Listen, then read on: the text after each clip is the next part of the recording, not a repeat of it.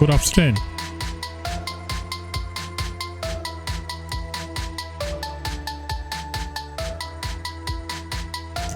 I'm Daniel Miller, and this is the Gaming Dialogue News.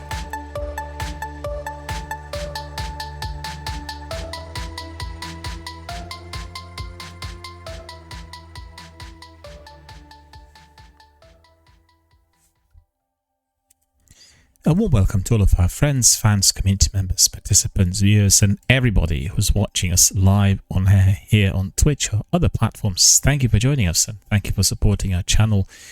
And most importantly, thank you for supporting our charitable fundraiser, which I'm running on the channel at the moment, and that is for Mind Charity, based in Britain. The charity that helps with, helps people with mental health issues and any form of emotional or psychological difficulty. So thank you for that. Thank you for support. Thank you for your likes, follows, shares, and everything I've been receiving. Thank you for that. Everyone is going to be greatly appreciating your support, and most importantly, those people who are using the services provided by Mind. So thank you. A good day today again. I had a couple of good days really. Very bright sunshine, quite warm today, even 23-24 degrees of Celsius. Today is Thursday, the 9th of May of 2024, and I had a very early start today. Had a few things to do very early, so I went to my local shops, got myself a nice breakfast, exercised, did the usual spiel, and then did all the admin and collected all the news. And I've got to say, after a week of hardly any news coming out of various quarters, we've had an avalanche during the last 48 hours, and that's all to do with the news coming out of Microsoft and Xbox. And it's not surprising, I think, considering how many people are worried about being able to pay the bills. So many redundancies, so many closures. And actually today when I went to High Street, I could see that several shops which I used to go to had closed down during the last week. And the reason for that is simple.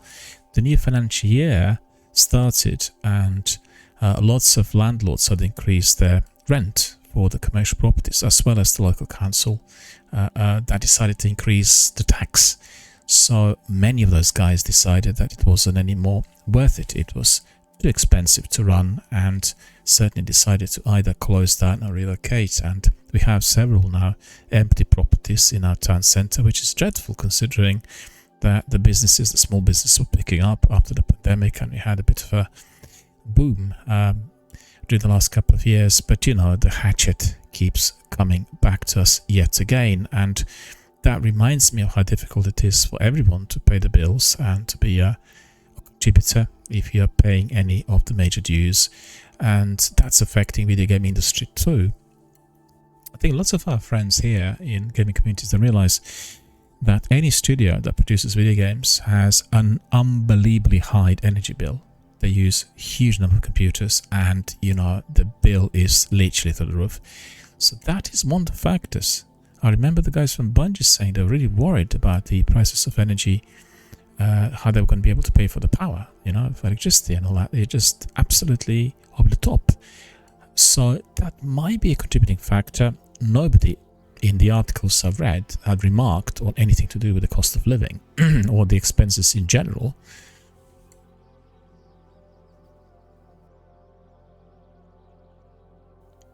But I really strongly believe that this will be an important part of all that indeed is being experienced by everyone. And you know, we are not immune.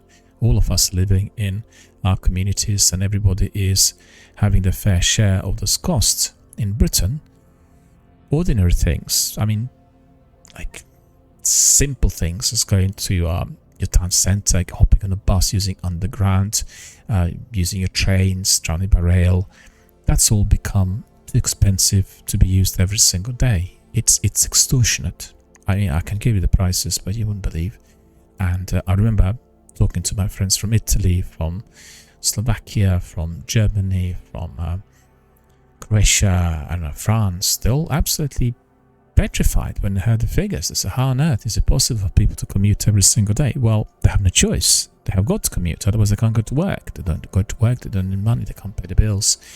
And they're just like one of those costs. And eating out. Lots of people were eating out for decades in view of long working hours, and in our big cities people work until 6, 7, 8 at night. No time to go back home to cook, unless you want to buy some ready-made meals or something from Tesco's which is frozen, and most people don't want to do that. Although in recent times lots of people are forced to do that because they had no options. First of all, the restaurants have gone up in London for more than 100-150%. So the places where I used to eat for £6 or £7 now costing me 20. Can't go there and eat every day. It's just, not financially feasible. And I don't want to pay that amount of money as well. It's just too expensive. And I told you yesterday, I just went the other way. So I'm cooking every day and cooking really delicious meals, but it's taking up a lot of time. Doing shopping, preparing, cooking. It's an issue if you do not have any time to spare, which is what I have not had for many years. Irrespective of my area of operation or my activity, I always have long hours, be it in academic work or research or lecturing or podcasting or whatever it is. It just takes up a lot of time, and I'm prevented from enjoying one of those niceties which had been always highlights, which were the highlights of my day for many years, and everyone else is in the same boat, So the list goes on. The expenses: food, energy, bills, property, mortgage, rent, other costs. If you were to be, going out to have some ice cream, a scoop of ice cream, £3.50, £4.50 per scoop. I mean, honestly, it's crazy. But on the other hand, the prices of those products are justified if you were to be purchasing them from those small businesses, because they've got to pay the suppliers. Everything is so expensive, plus taxes. So coming back to what's happening in the video gaming industry, it's a similar sort of thing. It's an avalanche due to huge costs, and I guess investors and people who are shareholders, they're becoming really trigger happy. They're worried that perhaps certain games are not getting enough exposure, or the investment is being spread out too thinly, so that the games that are to be given the greatest returns are not going to be receiving the same marketing campaign, or they will not have the same number of human resources to work on either promotion or development or anything else which is attached to the title. So you could see the anxiety grows, and the trouble's there. I was just saying yesterday in my podcast that if you are in the finance industry, if you are a trader, if you trade commodities, currencies, equities, shares, stocks, bonds, you name it, have this slogan which says, buy the rumor, sell the fact. Right? Doesn't always work, but most of the times that's the way the trading is done. So when you hear a rumor that something will have an increment in value, for instance, Microsoft will have 1.7 billion sales in the course of this year, lots of investors will buy lots of shares. They'll put the capital in the company, and then they will be waiting for the real accounts to come out. So if, for instance, the accounts come out to be 1 billion rather than, what was the figure? I said 1.6, 1.7. There's a drop. Then they will sell the shares within a split second as the news were being launched. The reason for that is they would be worried about not being able to sell if, for instance, the value plummeted, and that's always a possibility, right? So you have a situation where everybody is monitoring whether there is going to be an increment if the rumors are spreading. And I've got to say, I talked about it quite a bit here, I really do not appreciate the laws which are present, or the rules in the trading industries or the finance sector being applied across the board to creative industries, to arts, to medicine, to science. We can't really do that, Those disciplines operate according to their own rules, which have got totally different principles and do not have to be coerced into, we need to have this increment, therefore if we do not get it, we are investing into something that's not profitable and it's not bringing us back any returns, and therefore we need to close or move on. There is a place for everyone everywhere. We should be able to invest in enterprises that will be highly profitable, and we should be investing in those that actually have got no profit attached to it. None. That have got to be there in order to serve our communities. Fortunately, in Britain, we have many charities. You'll know from this channel, I support many charities. I've worked for several charities for many years. Presently, I'm supporting Mind, but I will have also a thorough campaign for Bungie Foundation in June and July. I've just received some information coming from Tiny Lights, I think it is. Not big part. Let me just double check. It's not Tiny Lights. It is another company. Just need to double check. One moment. That will be Extra Life. I apologize. It's Extra Life, not Tiny Lights. I keep mixing these two. And coming back to what I was saying, we have charities operating in our local communities, and therefore I feel privileged to be able to support them, and therefore I'll be supporting everyone who requires such services in order to maintain their health, well-being, or anything else that's necessary. When I was a young man, and when I had this ambition to become a clinician and wanted to be a clinical psychotherapist, I worked, and all of my money was going into the training, but then it wasn't enough. It's a very, very expensive type of training in Britain, which you do not study, you cannot study at universities if you want to be a practitioner who works with people. And I went to a charity in order to get a scholarship, and I had to present my results, my achievements, my grades, my work experience, all my efforts, and I had quite a few interviews, and I was grilled and investigated. But eventually, after a lengthy process of investigation, examination, and everything that was necessary,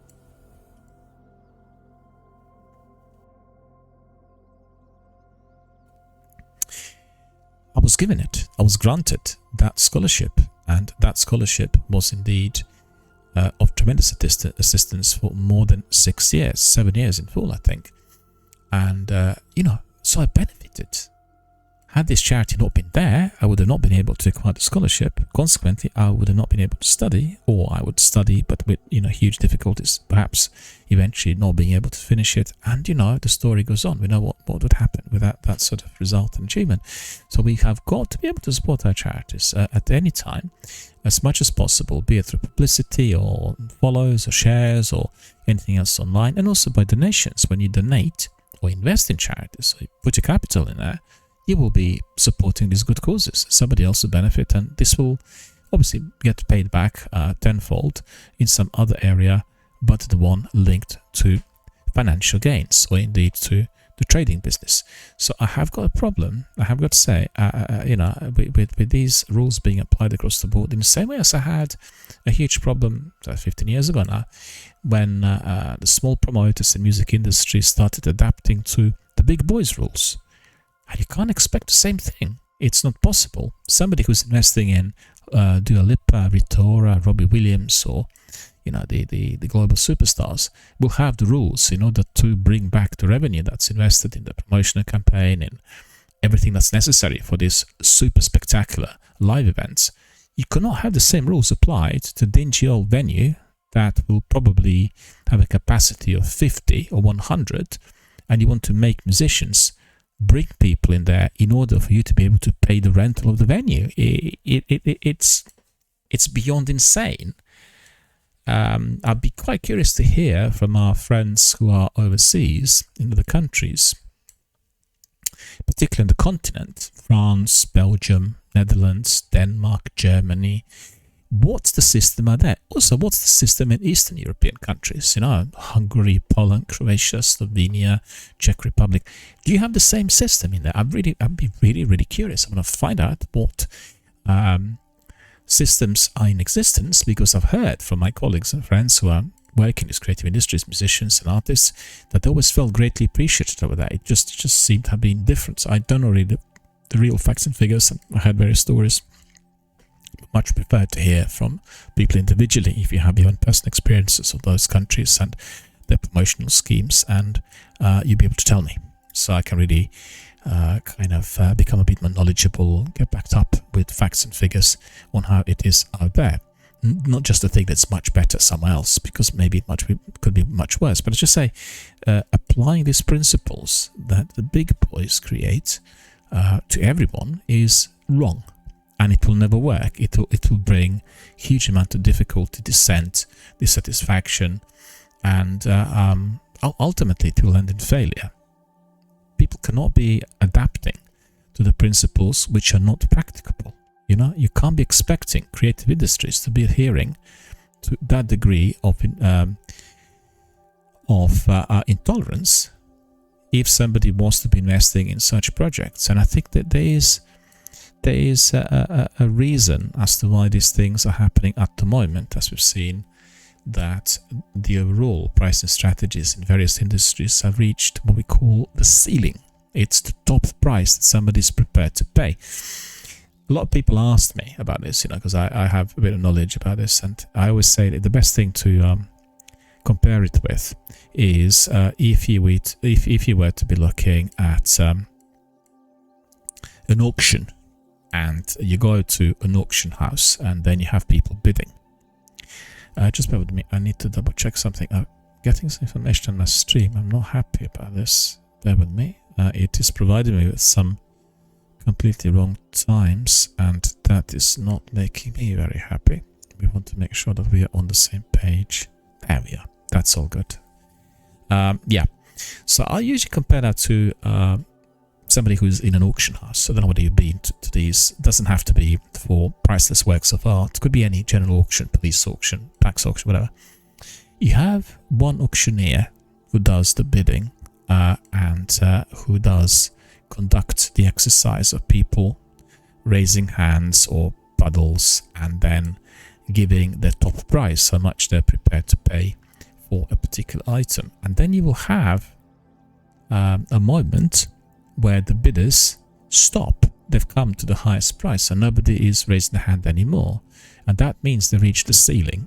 Right? The ceiling is when you come to a point where you cannot be bidding anymore because you're simply not prepared to pay more. Give an example. I used to eat in restaurants every day for I had my dinners there, and my long working hours were not allowing me to be cooking at home or anything. And I reach now the point where I feel I reached the ceiling, so I'm not paying for those meals. I'm not saying that these meals are not worth it. They might be phenomenally good and beautifully cooked and worth every penny. I'm not prepared to pay because I think it is overpriced. It's too high for what I personally can afford to pay, or what I wish to pay, or what I could suffice every single day. And that is my bottom line. That's my ceiling. I'm not paying anymore. So you see, if you are applying that strategy or principles to activities which are necessary, you know, the services which are necessary for our local communities, for law and order to be in place, as well as, for instance, various activities that will provide the works or services for the good causes, no profit attached to them. Well, you simply could not be attempting to apply that plan and strategy to those occupations or to those kind of niche industries. It is never going to work. It will just produce absolutely a horrendous set of circumstances, and everything will collapse. Most importantly, the quality of life will collapse, and it will cause dissent and dissatisfaction, and certain sections of our population will then suffer tremendously. And you know, I can just obviously tell you more about this and go on and on, but the point I'm trying to raise here is if we reach the ceiling, which means the top amount that we are prepared to pay, and that's exactly the same for anyone who is living off state benefits and, you know, trying to get some bread and milk and butter and all that, he might say, well, I'm not prepared to pay £6 for this lot of bananas because this is too expensive, but rather resort to something else which is a lot cheaper. And it's the same for somebody working for Microsoft. They say, I'm not paying anymore for the studio that operates in Japan because they're costing us a bomb and the returns are not really equivalent to this. Do you see what I mean? It is it's the similar sort of procedure or similar sort of experience, irrespective of who you are, where you are within the society, whether you are a member of the industry or you're just operating as a one-man band, or you're just a pensioner or, you know, teenager. Everyone's affected in some way. So I'm surprised that nobody in the articles written about what was going on in respect to the studios had mentioned any of it.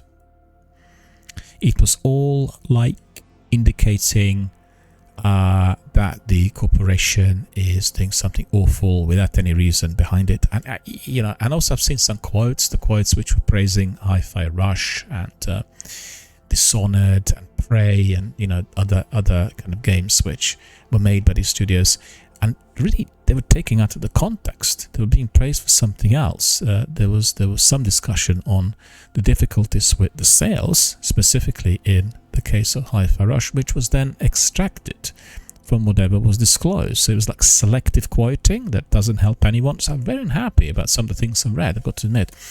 But coming back to this, I have several articles and several statements indicating that there is a huge collateral after the news were made public, and there's a huge amount of dissatisfaction because don't forget, Microsoft does own the largest number of studios within one umbrella, and they're obviously a $1 trillion company that has a fair share of the market with streaming services, with the cloud, with PCs. You know it all. I don't have to obviously name it here. And I'll give you a bit of a rundown on what's happened in the last 24 hours so we get some clarity and maybe we get some discussion as well.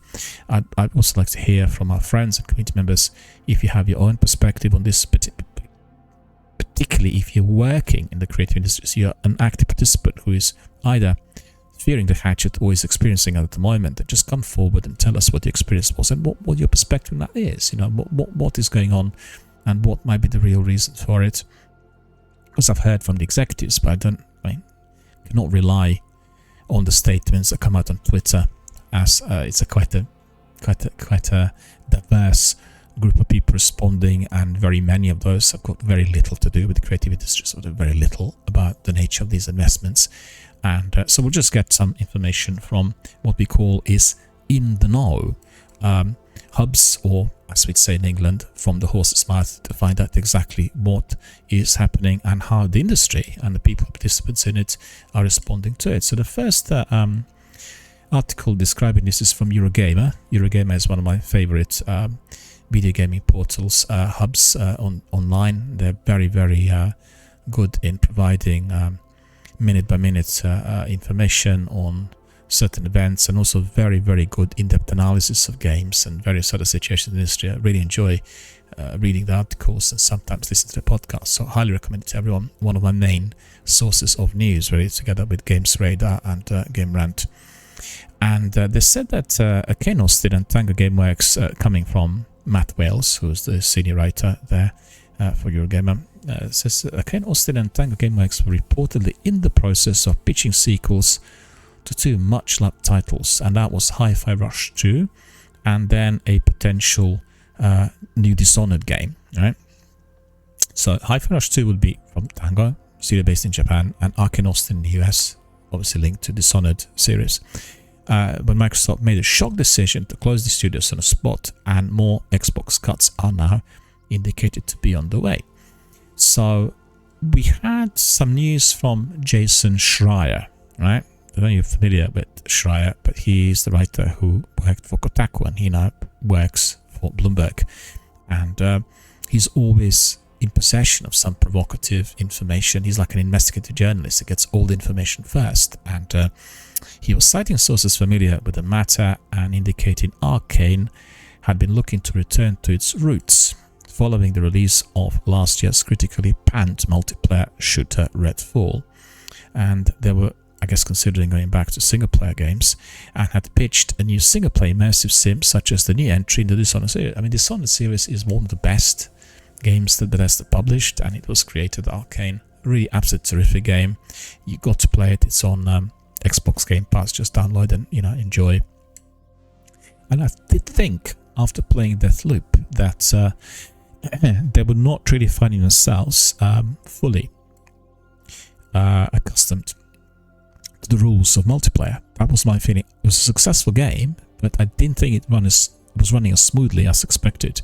But it had good reviews. It was well embraced by many gamers, and it was released on PlayStation and Xbox, and substantial sales. And so applying the same principle and transporting it into a vampire-infested environment was something that I did not think at the time would attract that many people, particularly with the fact that with one of the studios that you also had on board with Xbox, another game similar to that, albeit in a Japanese environment, Ghostwire, was already around and doing quite well on the PC market. So it was just my kind of like a gut reaction, my hunch that perhaps Redfall with all this, is this going to be like a Western? Is it going to be like a horror game? Is it going to be like Deathloop? Or what, what's the idea? And for that project, you really required, it's a very ambitious project, a huge team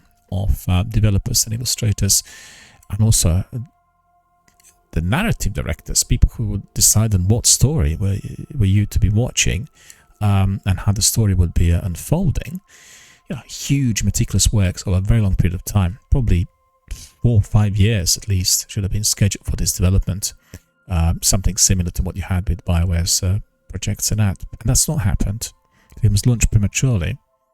And it's sad to see that the company was so highly praised for terrific games previously is now had faced a huge failure with this release. And really, it was a failure across the board.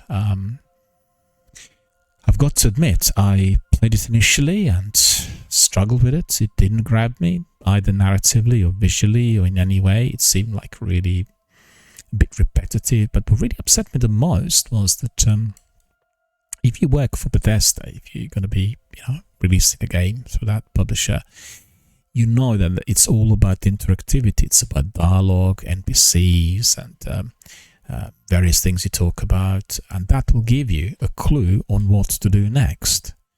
And I walked initially through many buildings. You have a couple of HQ places with lots of different characters, and everyone looked like an NPC. It was a bit, unbelievable. Everyone's an NPC. And then when you talk to them, they would just say, "Hi." How are you? And that was the dialogue. When I saw that, I thought this must be a glitch. It must be something that doesn't seem to work as yet. And I was just present everywhere, in every corner of the game. In addition to that, the fighting or the battle sequences, or when you are sort of trying to neutralize these demons and vampires, nothing worked. It was just so poorly executed on the in-game mechanics front. And I really struggled. And then I went to certain houses, and then there weren't any ghosts in there. Then at other places, you've been infested with too many. All sorts of problems, honestly. All sorts of problems. Technical, narrative, visual. Map didn't work properly. Can't remember the details. In any case, I've spent quite a bit of time trying to do it, because I was considering whether to try running Redfall as a new stream on my new Xbox Series S setup. At the time, this was last year. Literally just around the time of its release. And also considering the marketing budget and everything else that went into Redfall is phenomenal. And we heard about this for months, and from teaser trailers to concept art to special editions. There was a quite a voluminous quantity of things on offer, inclusive of I think 3 or 4 special editions with specific content. And people were obviously purchasing those, paying $100, $120, $30 or sizable amount of revenue that would have gone into the studio, and then nothing happened at all. So coming back to the article, Tango Gameworks, which as I said is another studio that is now being closed down, was also in the pitching process, hoping to make a sequel to last year's very highly acclaimed rhythm action Hi-Fi Rush. If you've not played the game, it's a sort of a weird game that uses guitars for fighting sequences and using music in order to progress with in story, and it's just a really unusual, quirky, beautifully colourful, fast-paced type of game, and hugely popular within the gaming community and highly acclaimed by many people in the industry.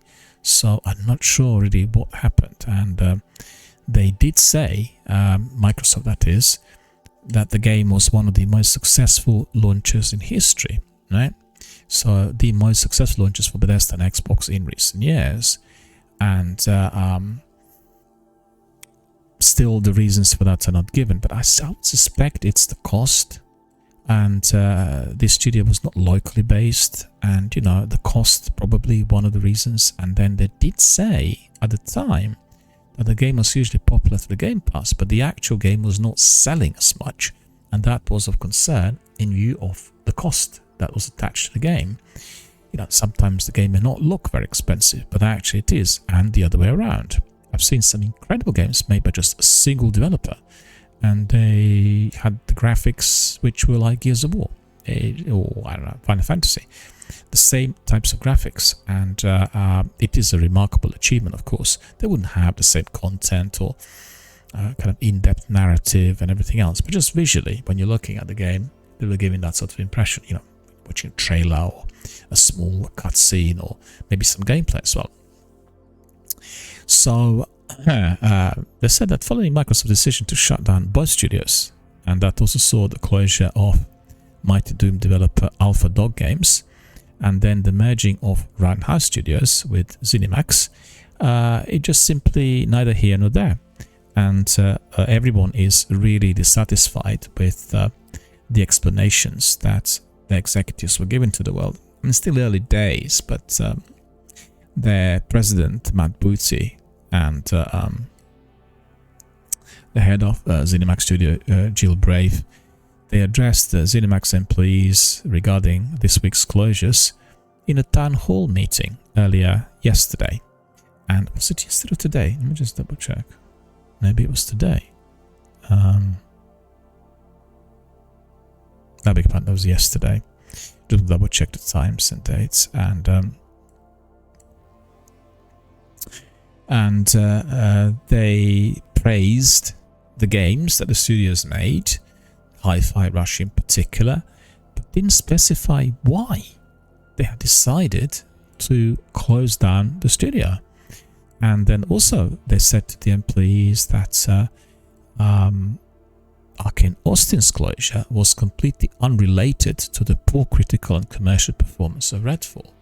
You have to appreciate that due to data protection and the way businesses are run, not everything can be transparent. Eventually, some news, some reasons will come up, but they're keeping the reasons for these closures completely close to the chest, and therefore we have no indication. I mean, I could see the reasons for Arkane.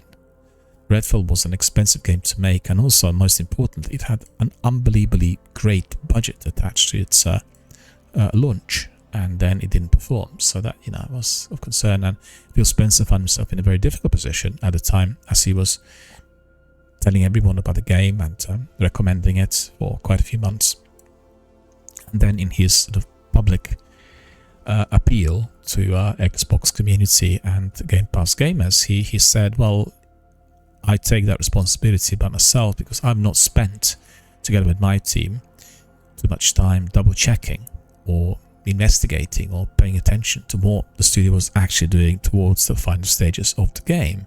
And this was a huge mistake, as it resulted in this disastrous launch. So I find that really difficult and hard to believe, considering the budgets involved.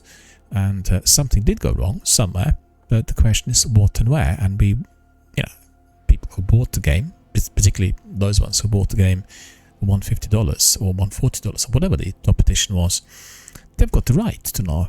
Because they've heard yesterday that the studio was preparing a DLC, which was to be imminently launched within next week or so. And now they're not going to be getting anything. The game will stay as it is for the time to come, and there's going to be no DLCs, no special editions, no extra content, no updates, no nothing. Well, what's the money been paid for is the question, and they will want the money back. It seems like a possible dispute that will need to be resolved in court. I don't really see that the Microsoft Game Studios would be paying the money back to Bethesda, to these purchasers, because the studios know more. But it will have to be observed very carefully, as that sort of approach and non-provision of the content that people paid for may well be ending up in federal courts and could be seen as fraud. It's not the first time it's happened. I've seen and heard certain things of similar nature occurring with some other games and developers, but this is a different story because they're obviously coming. The news are coming from one of the biggest and the greatest, and that simply needs a lot more attention to be given. So instead of providing the reasons, Booty reportedly said that ZeniMax Studios, don't forget their work on Elder Scrolls Online, was spread too thinly. He said, like a peanut butter on bread, and that leadership had made a decision to close some of them to free up resources elsewhere. So the idea would be close down your studios and ring-fence some of the staff and bring more of the workforce into the studio that's making this long-term, very successful online project that's very popular and highly playable and everything else. But is it really? How many people are going to be ring-fenced? How many people are going to be migrating from one studio to another? Maybe the whole studio is incorporated to be working on a separate section of the game. It's a possibility, but we simply don't know. It's a speculation. And Braff suggested, she is the director of head of ZeniMax Studios, Arkane and Tango Gameworks' request for additional staff as they begin pitching new projects was the main factor behind the closure. So if you look at that again, they were requesting to have more people employed, and they were not able to deliver with the present workforce. And she said that was the main factor behind the closure, and also expressed hope that reorganizing of ZeniMax would put more focus on fewer projects. So you're not spread out thinly, but you're having a few projects at hand, and you will be then focusing entirely on them. I guess a different approach compared to we want to have as many titles as possible on the Game Pass or other streaming platforms. So Bloomberg reports the sudden closure of Arkane, Austin, Tango Gameworks, AlphaDog and Roundhouse. This forms part of a widespread cost-cutting initiative at Xbox, which is still very, very far from being finished. According to people familiar with Microsoft's plan, the company has started offering voluntary severance agreements to producers, quality assurance testers and other ZeniMax employees, while others across the Xbox organization have been told that more cuts are on the way. Well, when you hear of such drastic cuts, then everybody becomes very scared, and lots of that may be just fueling the fear and based on anxiety. It doesn't have to be that this is going to be taking place. But at the end of the day, I've got to say, like in other areas of life, like in other industries, if the company becomes too big, then it starts having some difficulties in monitoring what various branches of this company are actually doing. And therefore, you have a drop in quality, you have many problems emerging because you're not simply in control of your operations. So it's similar to somebody who wants to be waging a war and opens up too many fronts at the same time. You don't have many enough people to run it on that many fronts, and you will suffer a devastating defeat everywhere. So, evidently in those corporations, there are going to be people who be vigilant about such kind of Napoleonic War type of situation.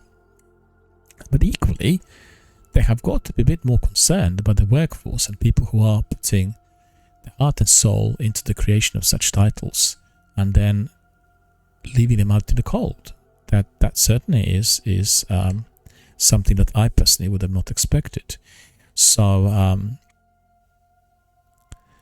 what happened in the course of this week is following the trail of Microsoft's decision to make 1,900 Xbox employees redundant earlier this year, and for various reasons, and the different people who are employed within a company. Because when you hear the number, you're not sure exactly what position these people are holding. They didn't have to be involved with the game development. It could be administrators, could be additional staff, whatever.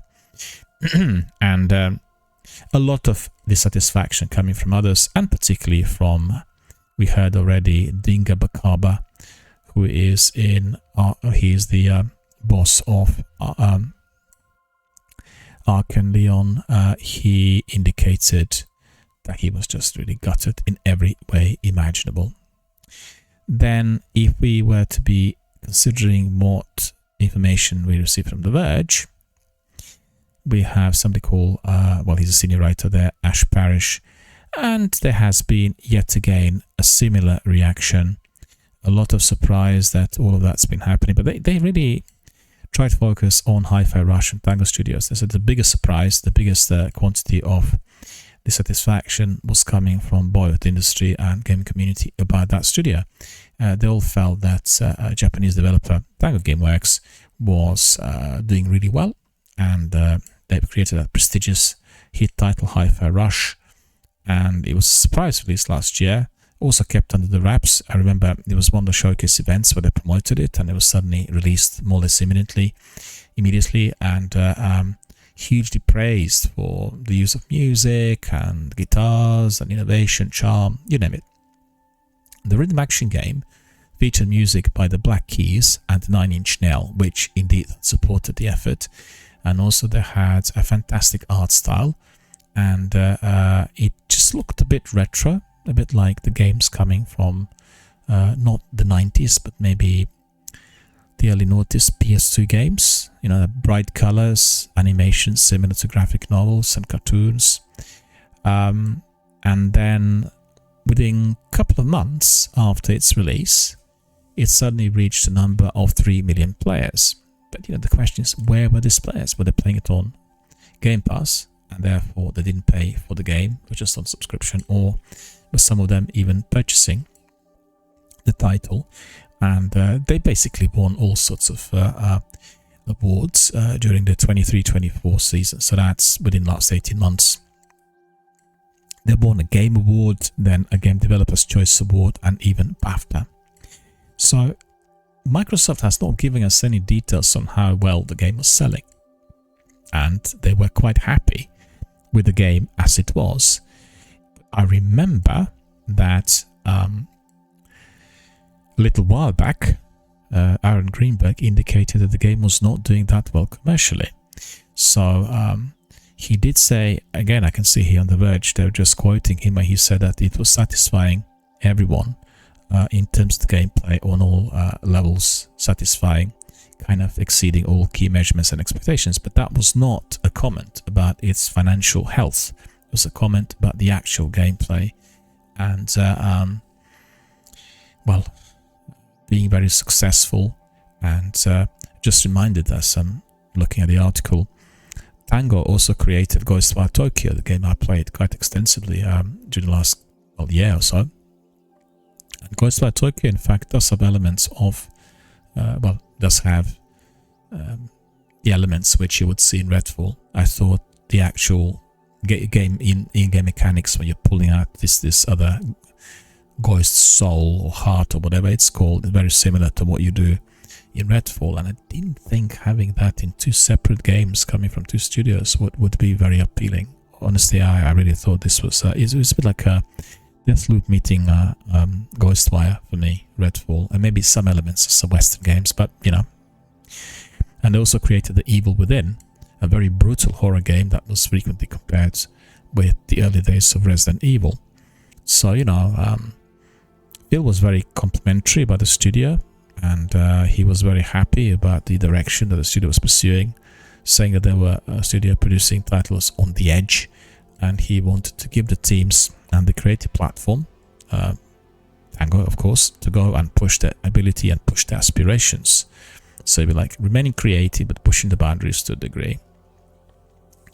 And then also this game, Hi-Fi Rush, was linked to Microsoft's commitment to bring Japanese games or Japanese-made games to the console market and to their subscription platform, Xbox Game Pass.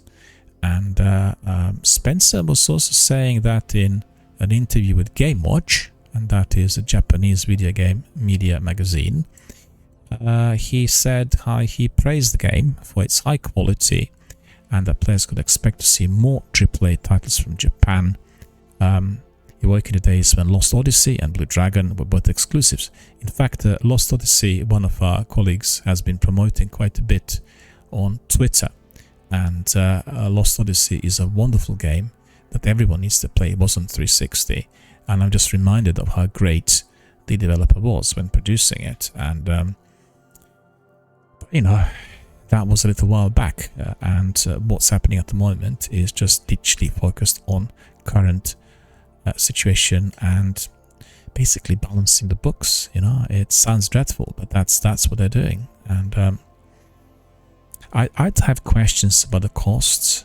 I think it may be because they're based in Japan, the costs were quite high and they couldn't really see how the investments could be justified, irrespective of the game quality. I mean, you can have sometimes a bit like films, fantastic films, beautiful, made phenomenally well, and they don't really make the money. And that is causing a serious problem for those who are investing. And because don't forget, the money is private money. It's come from somebody. Somebody decided that maybe this would be a good venture, therefore I'll put my risk capital onto you. And then if it works, it's fantastic. And if it doesn't, it's not that good. And he also talked about the developer working on a few more titles, and they were not telling us what the games would like to be. And he also said, that's Phil Spencer, that they're developing a few titles with Japanese companies. And the question is whether these companies, well, whether Tango was indeed one of them. And so Hi-Fi Rush is still played quite a bit. And then amongst these other Japanese games, Balatro you have. So that was being made by a single developer. Sold 1 million copies. Manor Lords, again, solo developer project. That's on Steam. Sold 1 million copies. Hades 2 just released early access. We talked about it yesterday. And doubled its predecessors. All-time peak player count on Steam in 1 day. A very popular game. That's the fact. It was a very good game.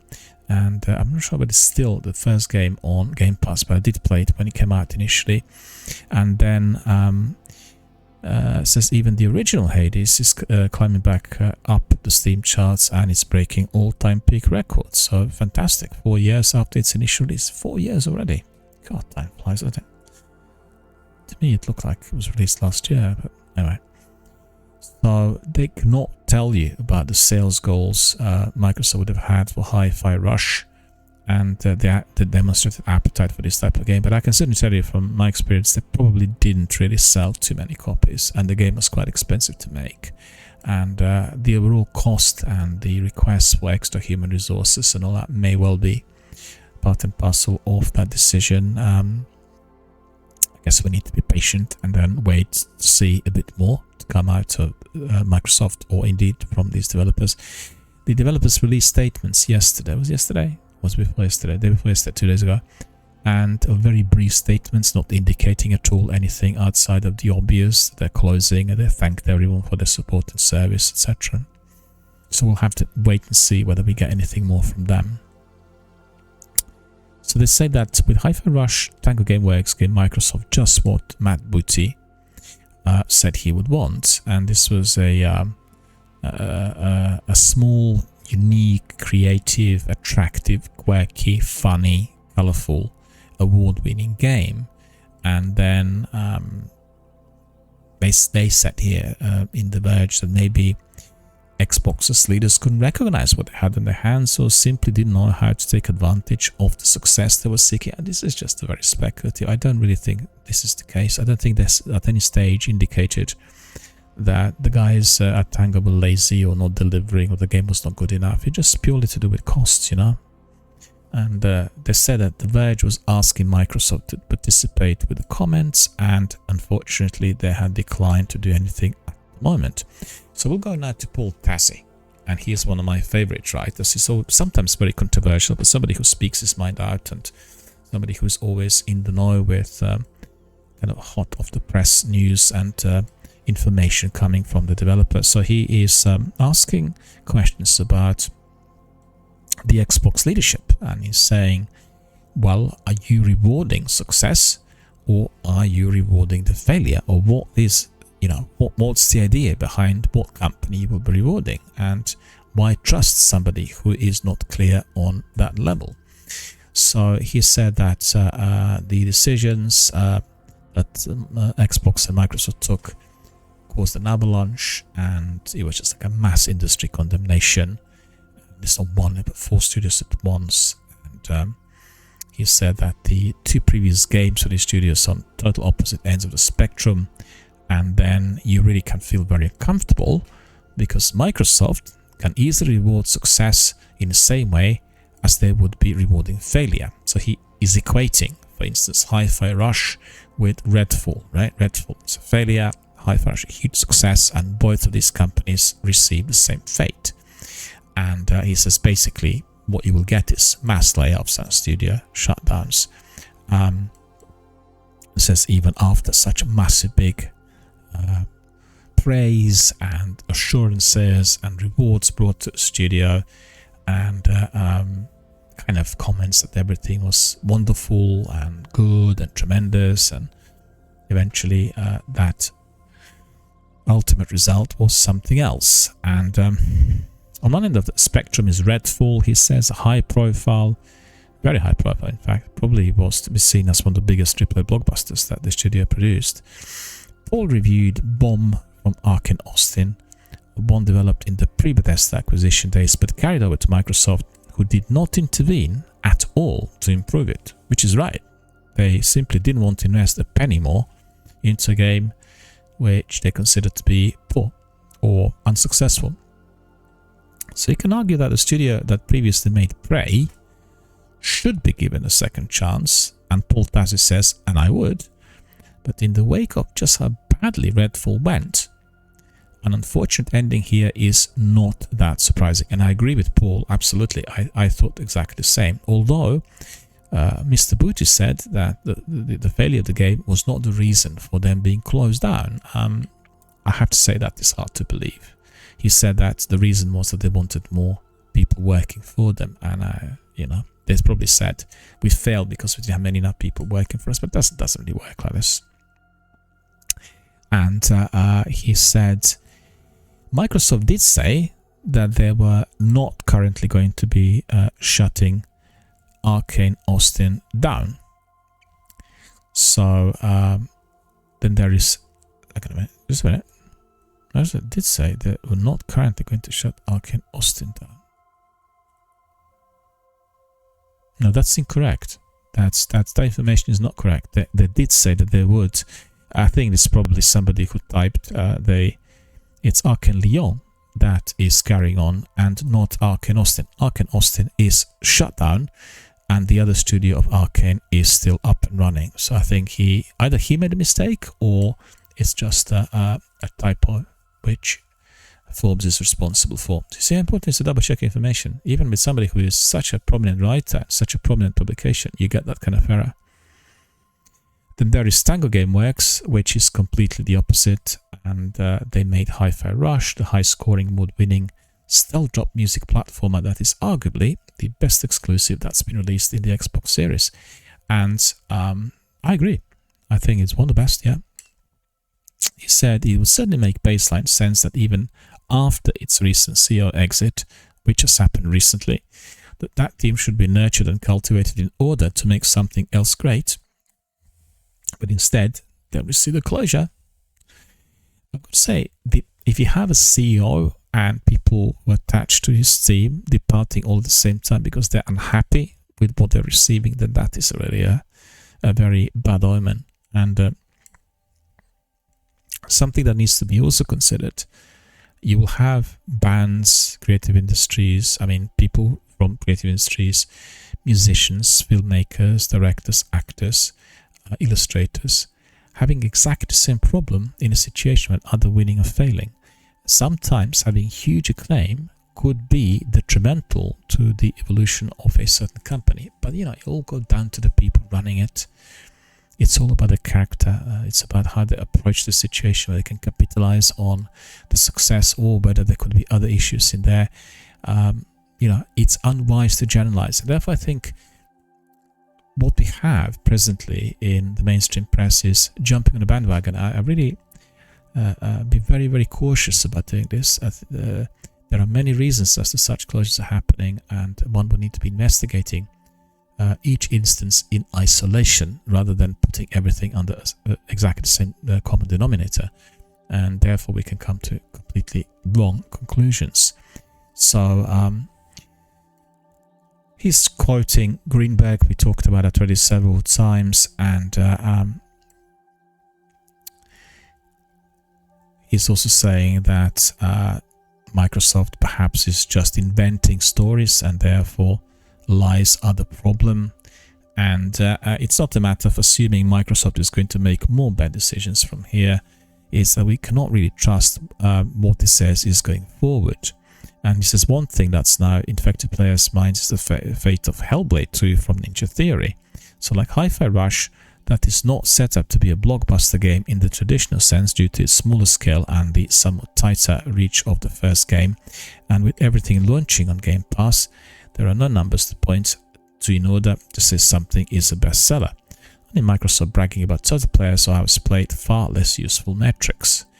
And so it's a speculation. I think Hellblade is in a different league compared to these games because it does have a different type of etiquette attached to it.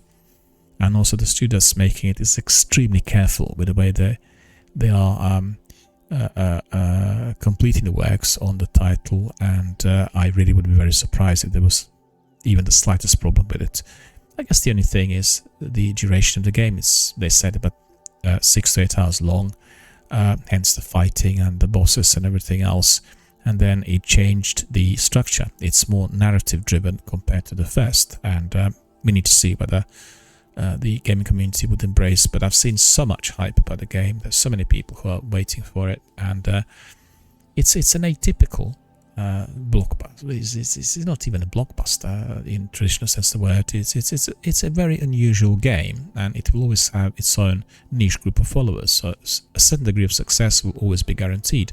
And if you guys are reading Twitter and following various feeds, it's been so much hype and expectation launched on Twitter about this particular title already for many months, and everything I've seen so far is telling me that there is no reason as to why people should be disappointed. It's not a multiplayer, it's not a game where the servers could be crashing, or, you know, it's not a project that will have that degree of ambition. And it is going to be delivering something else, and that is getting inside of the mind of somebody who's suffering from mental illness and living through the life and the world as they see it. And that is the greatest achievement of that game. So Tassie is questioning whether Microsoft will say, they created something amazing that surpassed our wildest expectations, and will they say something opposite? And he said, they said this about Hi-Fi Rush. In the wake of these shutdowns, Xbox's Matt Booty has now said they're refocusing on the larger games, and he says, Tassie that is, well, who says that Hellblade 2 Ninja Theory isn't drawn and quartered with its remnants fed into Bethesda to make Elder Scrolls 6 come out faster or something. It's just hard to tell. It's, you know, unwise to speculate, but certainly these kinds of anxieties and speculations come to mind. And so it's hard to understand how much Xbox had lost player trust of late, and recently with a decision to start opening up its exclusives to PlayStation, making them no longer exclusive. And here shutting down these studios, and Tango specifically, feels like a bridge too far for every fan and observer, and has seriously damaged the credibility of Xbox leadership going forward. I'm not sure that I fully agree, and I'll tell you why. Xbox gaming had been revolutionized ever since these guys got involved, and I remember the way things were in the noughties, and with the Game Pass, with the new system to which you can be subscribed to the streaming platform, with the prices being low down to a degree, with new projects being involved, with the acquisition of different studios, it's been a constant and a complete journey forward. Obviously, it's a lengthy journey with many participants, and there are going to be hurdles. So I think this is taking it too far, and it's not just for the executives to be blamed completely for these decisions. The way I see it, the problem really comes from the way these games are funded. So it's the nature of the investment, which also has got to be, I guess, investigated and looked at, rather than just the decisions coming from the executives, because they've got the responsibility to the executive board and the investors, the shareholders. You know, these games are expensive to make.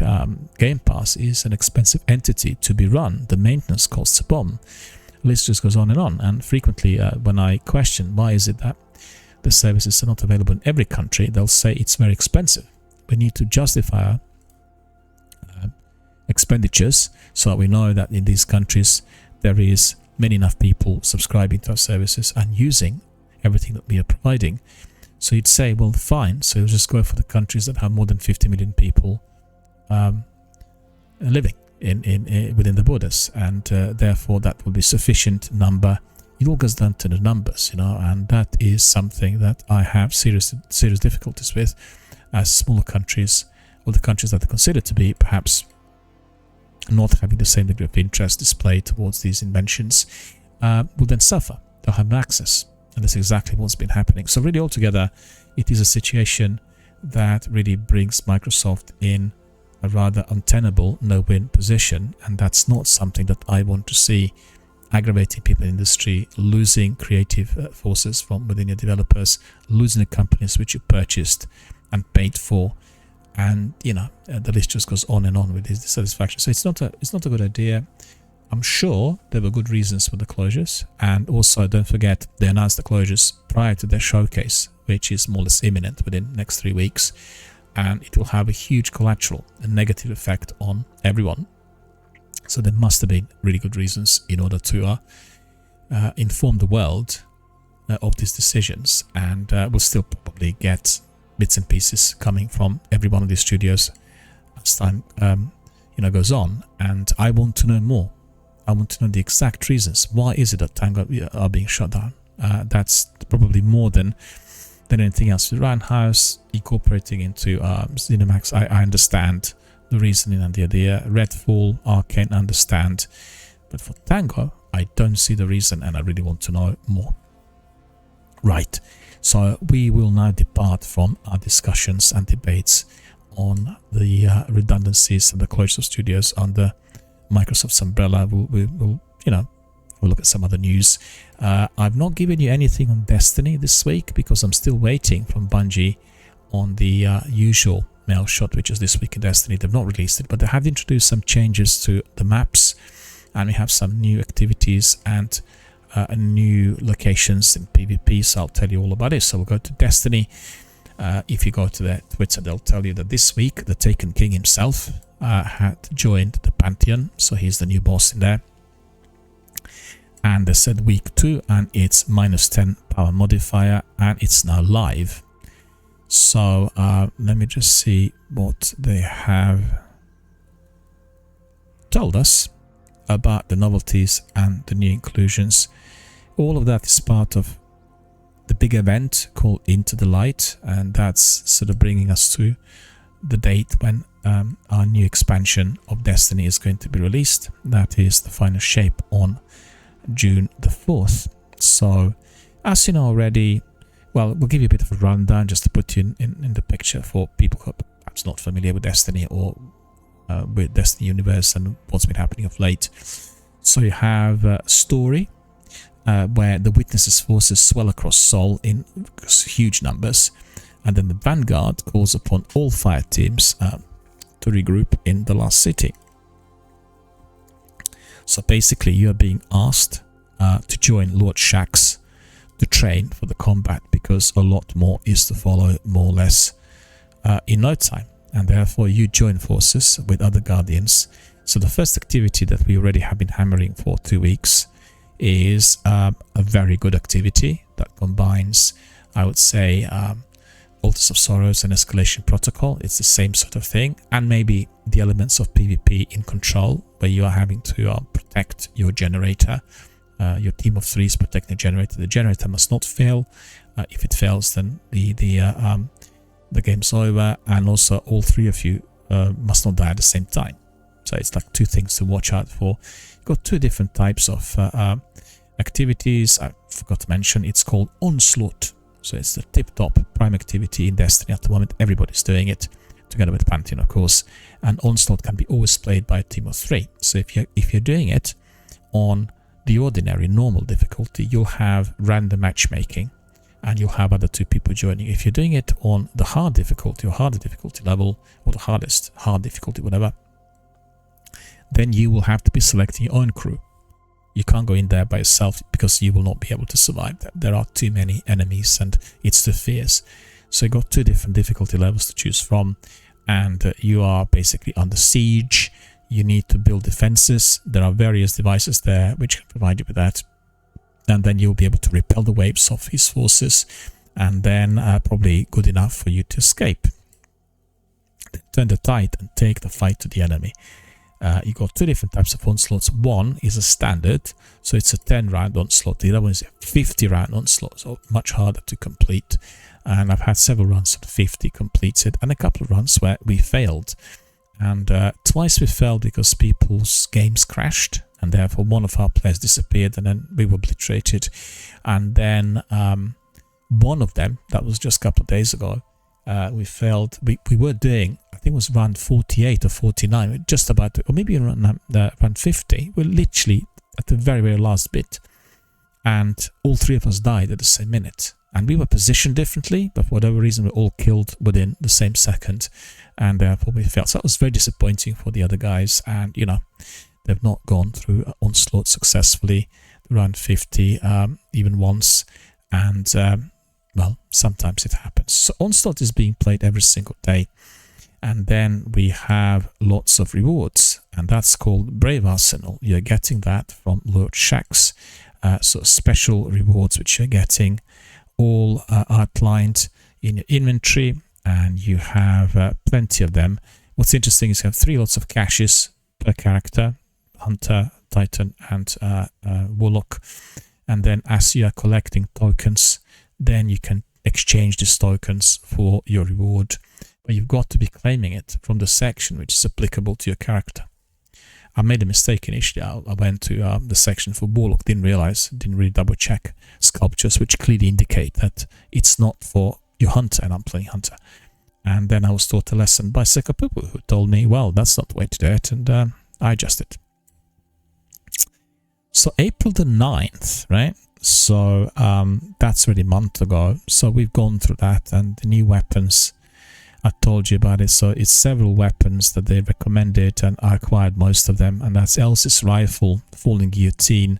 Everyone should have Falling Guillotine really. In Destiny, that's the game that gives you the greatest power. You know, when using a sword, it's similar to the Dark Drinker, but not quite. Edge Transit, the Recluse, Hung Jury, and Succession.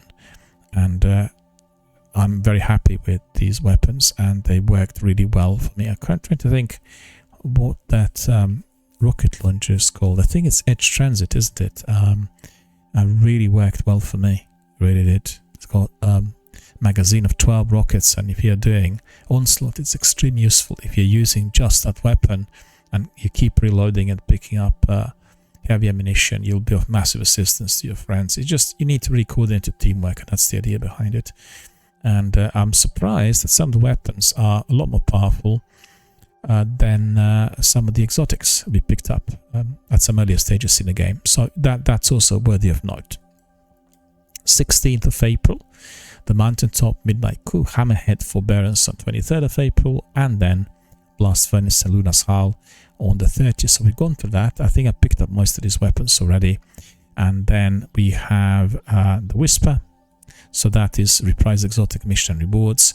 And I've got to tell you, I played together with Sekapupu once, and I hated it. It's just full of jumping. It's jumping all along, and it's really, on my setup, it looks so dark. I couldn't see where I was going. So jumping all the time and falling into the abyss and dying and causing me a lot of hiccups, and really was not particularly happy with it. A difficult mission, and if you're doing it, you've got to do it with a team of 3, like two guys together with you, and then you can be collecting a craftable exotic weapon. So remember to complete this before the 4th of June, because obviously it'll be vaulted. There'll be no more Into the Light and Onslaught after then, at least from what is said so far. Then we have Pantheon, and that's Raid Boss Gauntlet. I've not done a single one because our community members were not ready, but seeing today that I can go through the Guardian Finder, I can find somebody to do it together with me, is what we'll do from tomorrow. Bear with me, I need to clear my throat.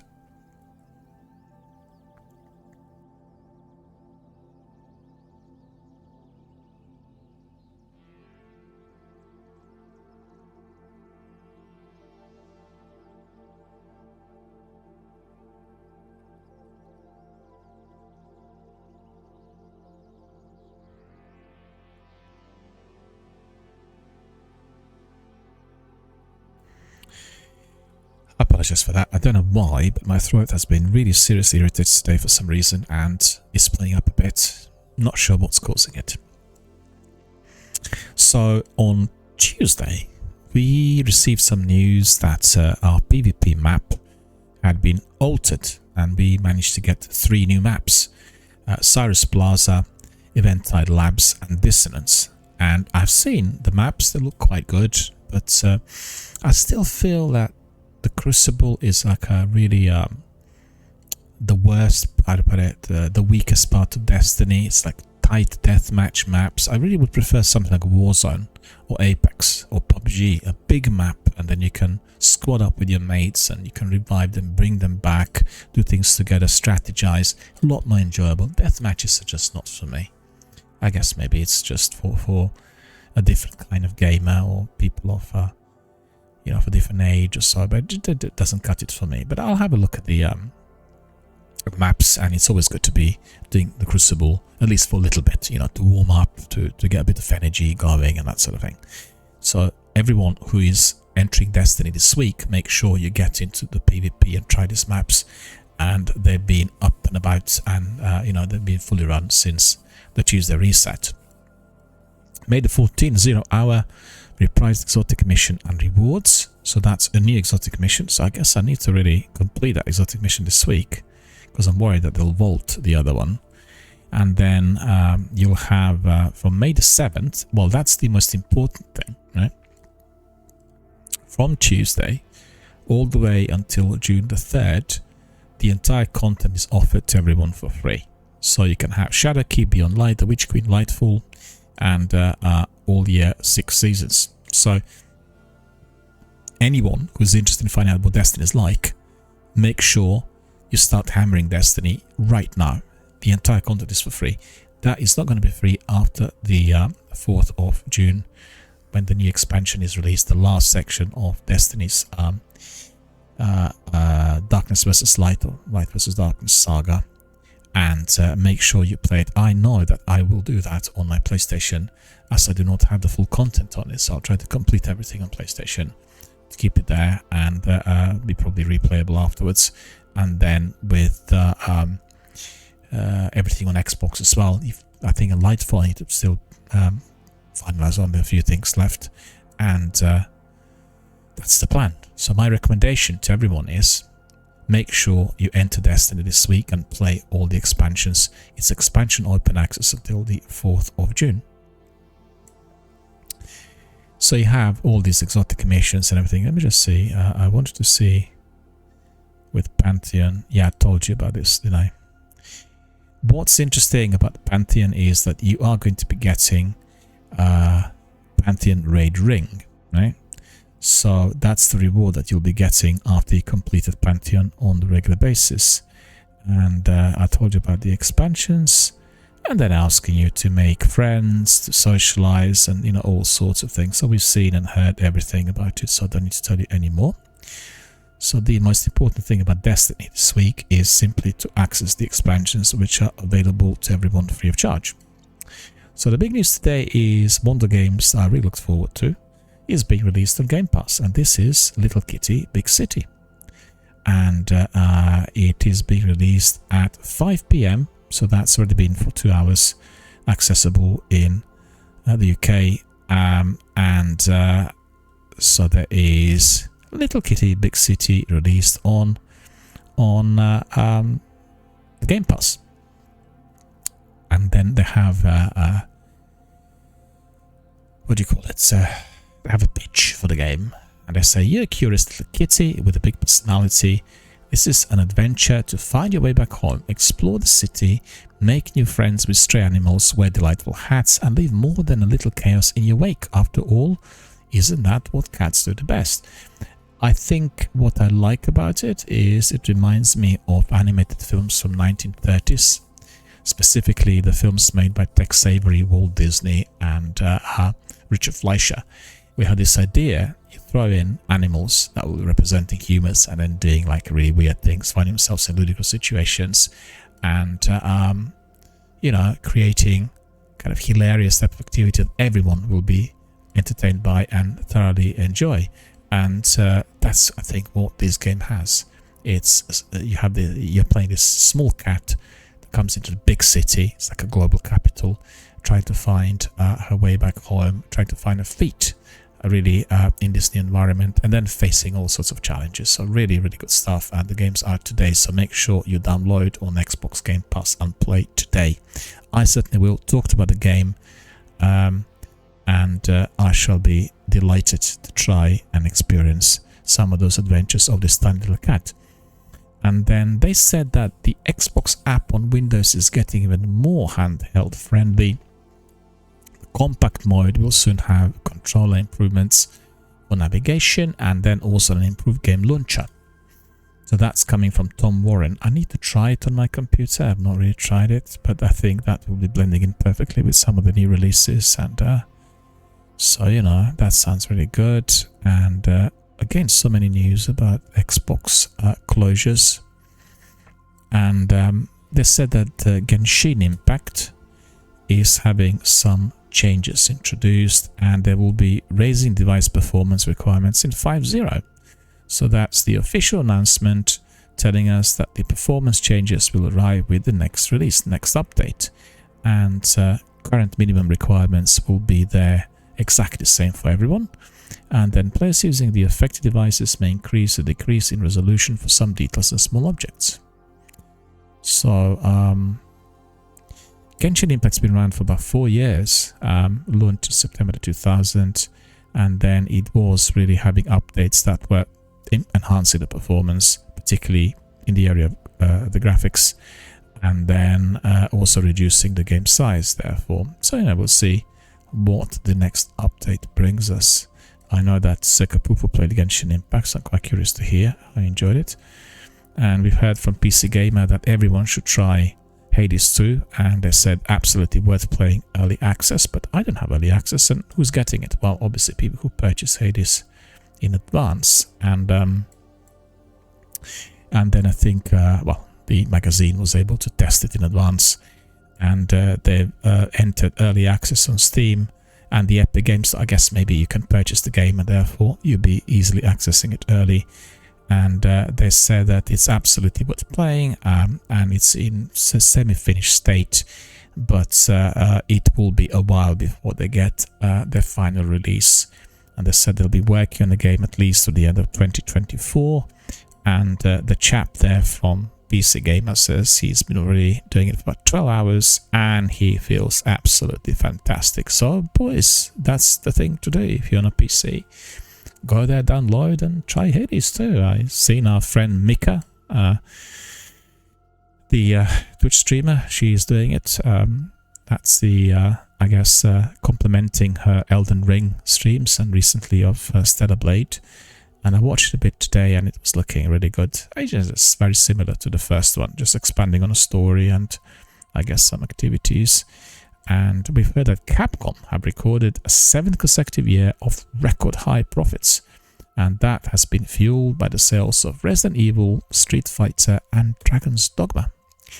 Well, I'm not surprised. They're very, very popular titles and they have really so many games. See what the figures were. Yeah. Net sales were 152.410 million yen, which is almost $1 billion. So 977, which is up 21% year over year. Operating income was $366 million, and that is up 12%. And then the ordinary income of Capcom was $381 million, which is up 15.7%. And then net income attributable to owners of the parent was 374 million. So that is, I beg your pardon, that was in yens. So that's $278 million, up almost 20%, 18.4% to be precise. And they said the largest earner was Resident Evil 4. The acclaimed remake of the survival horror classic. It was selling 3.3 million units and taking the lifetime sales of the game to 7 million. So, you know, it's considering how long the game's been around. The new title in relatively short period of time had almost sold more items, more copies than the original. So that's fantastic, and the game looks incredible. It just really is a if you are a fan of Resident Evil, it's the best installment in the series, and everyone should have one and the other. I have still my original Resident Evil 4 steel box. You know, it was released on PlayStation 2, and it's just, you know, a real collectible, real treasure in anyone's archive of video games. So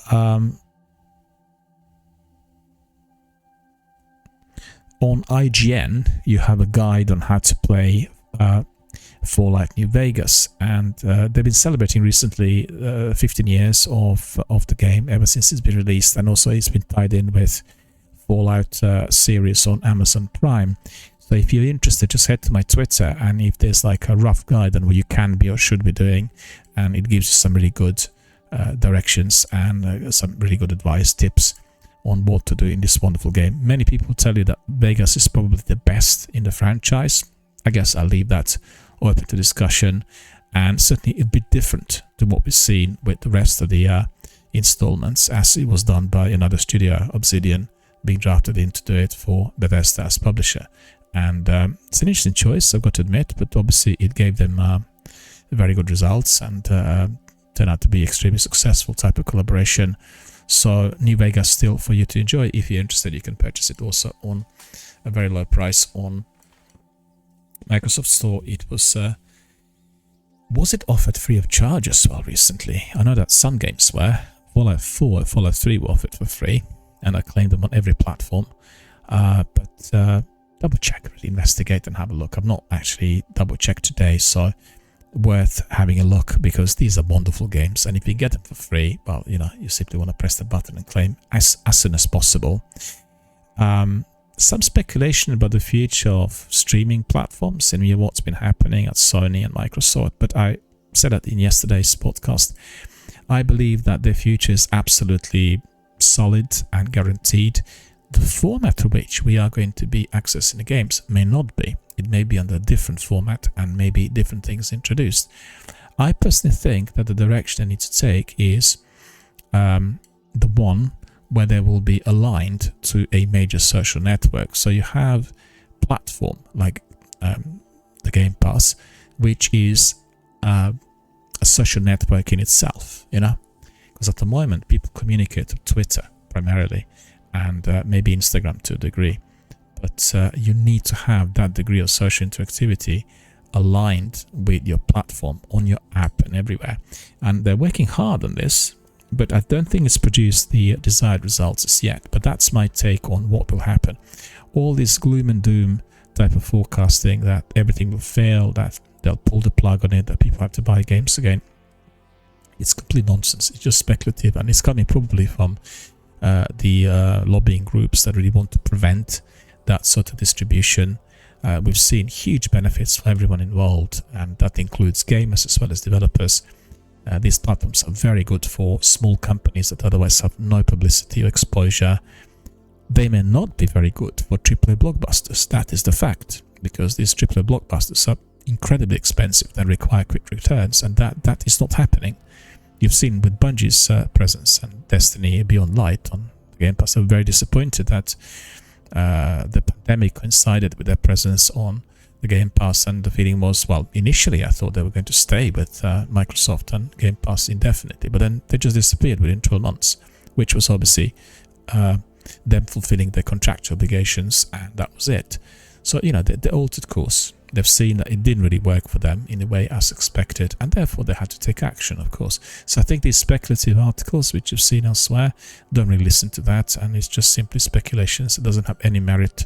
And as I said, the idea is to try to unseat those who believe that the future of gaming is in cross-platform, cross-access, cross-saves, as well as being able to access through, you know, any gadget that you're in possession of, and everything through the cloud services.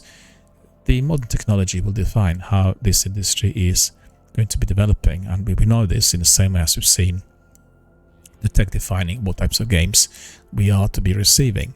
And it's been a wonderful journey, and certainly I never thought I'd be able to live in an era where things are so rapidly moving forward, and we have an increase in quality, quantity, well, basically an increase on any level as far as the video gaming production, distribution, and exhibition is concerned. And thoroughly enjoyed it, and I certainly look forward to seeing a lot more. Alright, so I think we're coming to the end, and let me see if there's anything else of substance of interest.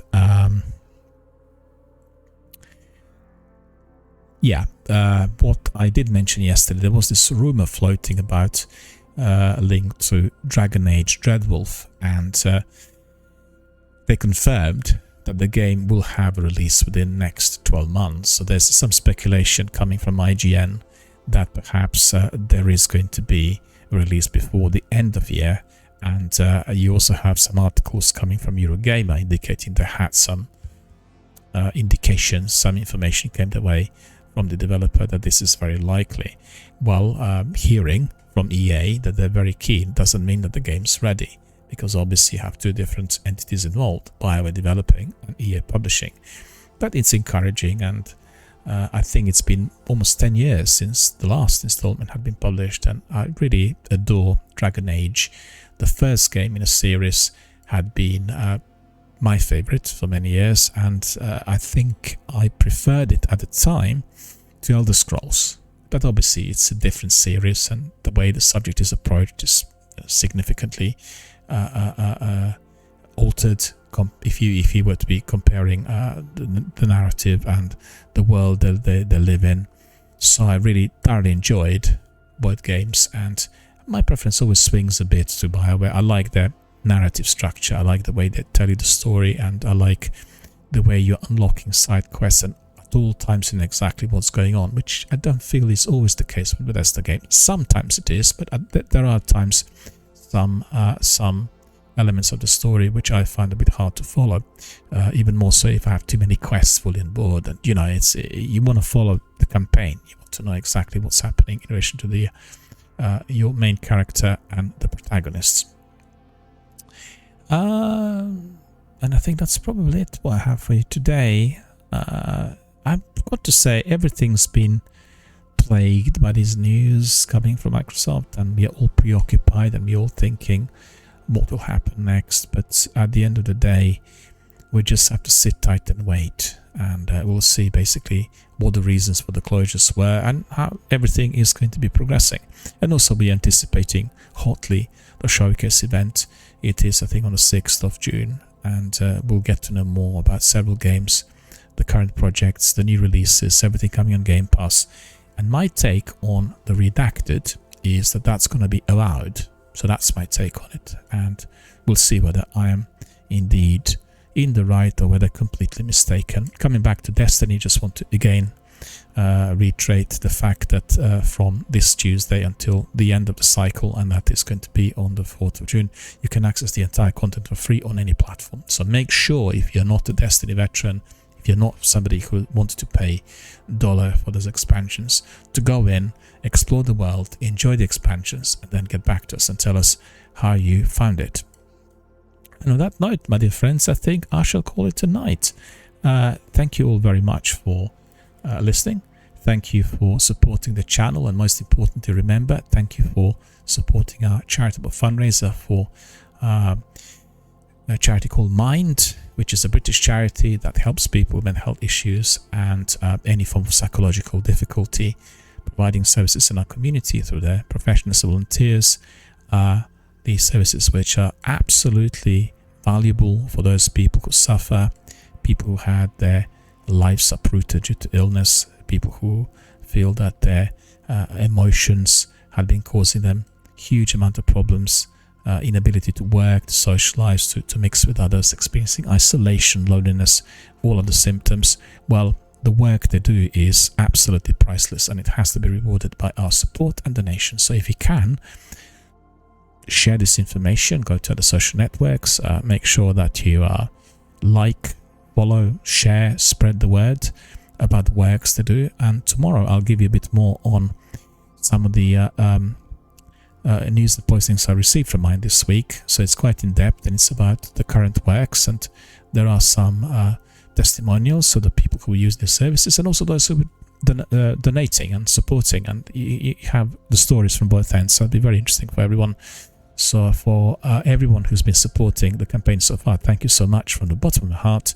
We all love you and appreciate your assistance. Most importantly, people who are the service users are already seeing the results because your donations go directly to Mind, and therefore they can continue to work, evolve and develop. So thank you for that. And on that note, in addition to what I said about Destiny, play those expansions. They're free of charge. I wish you all a very good night, and see you all tomorrow.